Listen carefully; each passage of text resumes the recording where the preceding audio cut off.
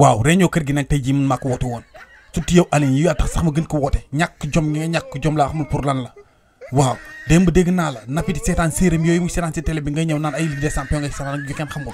dama bëgg nga xam ne lu dee si kër gi rek Nafi moo ko rey ba ma retraité ba léegi nag lépp moom moo koy joxe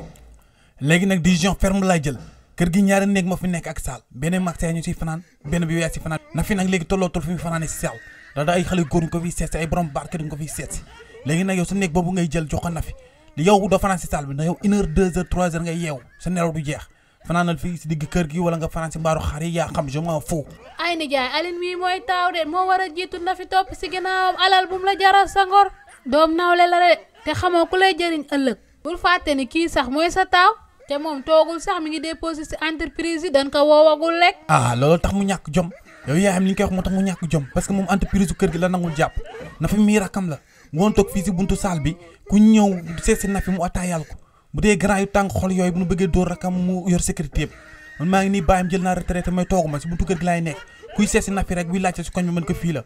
waaw mbuus dibi bu mu indi buy génn restaurant yi man bàyyam ñu jox ma ko ma lekk